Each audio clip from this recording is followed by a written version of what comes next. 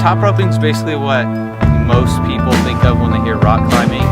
You basically have your rope hooked up at the top already, and when the person climbs, they just take the rope. So falling is basically on top rope is basically just going down a couple inches and just hanging there, as compared to lead climbing, which you can actually fall a handful of feet. It's fun. It's good to start out, and on the more sketchy routes, it's kind of nice to do, but it just doesn't have the same feel as lead climbing. Well, lead climbing is when you have the rope attached to you, and you climb up, and you clip into draws as you're going up. So there is a probability that you can take a fall, anywhere from how spread out the roads are.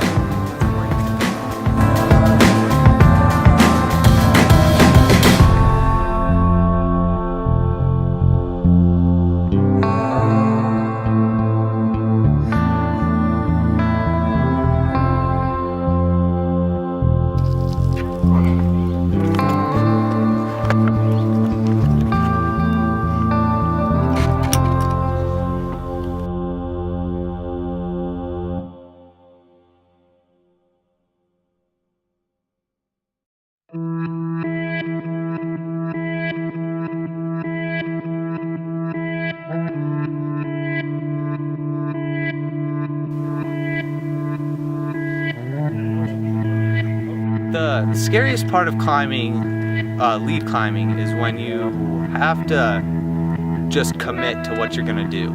Just accept the fact that you might fall, just stand up on whatever foothold you have and hope that what you're reaching for is actually a good hold. And for the most part it usually is. It's just that your brain kind of runs every worst case scenario before you actually do it, and then once it's done, you're like, wow, that wasn't that easy. But the problem with that is sometimes your adrenaline just kicks in and you'll just be shaking, and that just makes climbing a little harder. So basically, I climbed this route on red slab. It was only like a 5'8", but it has a really big overhanging roof, which is really fun to pull. It's a pretty hard sequence. It's really bouldery. It's obviously the crux. And basically, there's like 2 holds. You get one on your left hand, and then you bring your right hand up. And you kind of just got to smear your feet against the rock. And you just got to kind of commit. But right as you pull yourself over it, there's a clip that you can clip, and then you're just good from that. And then right after that, there's kind of a few holds, but it's pretty sparse, it's pretty slick. But after you get past that, it's just cruiser climbing to the top. It's such a good climb.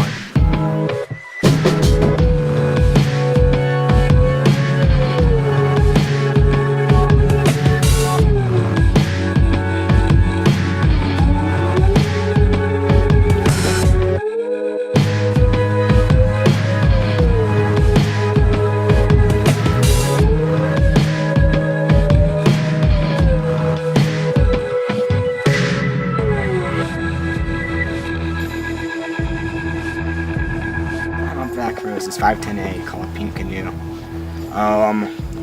Well, we had a Smith try and beat it first, but he got to the crux and he chickened out, so they put me on it. And I got to the crux. I tried it about 10 times. I took a fall, and finally I got it. Got my clip clipped in and my rope clipped, and then the rest was pretty easy from there. Well, if you really think about it, it's not sketchy, but when you're on the wall and you have all the adrenaline pumping through you, it seems really sketchy.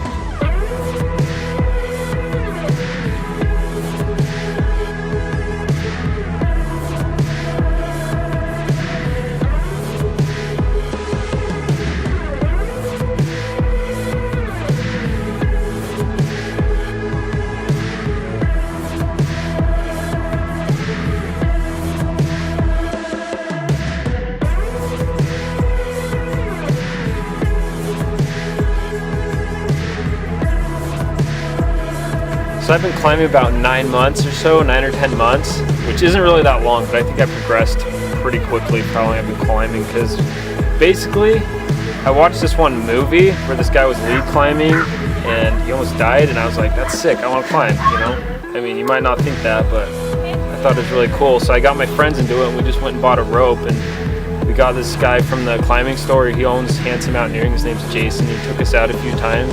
Basically taught us how to climb. We took a lead class at the quarry, which that was pretty helpful, from this guy named Travis. That was really good.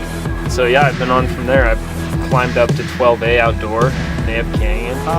So what's the biggest difference between lead climbing and trad climbing?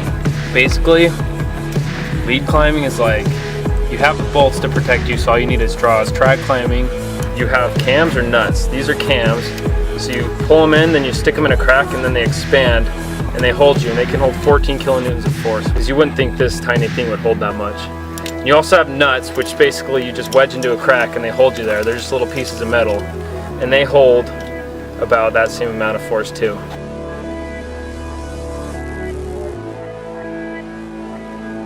So basically you do that, you place your protection. If you fall, it should catch you, but there's always a risk it wouldn't, so that's why you want to place them more often, I think, than bolts. And it's just, it feels more sketchy, but once you've fallen on cams, you realize just how strong they are, and you trust them. And you can place them more often than bolts. So if the bolts are spread out, you can't do anything, but if you just place as many cams as you want, and you never feel like you're that far above your next piece.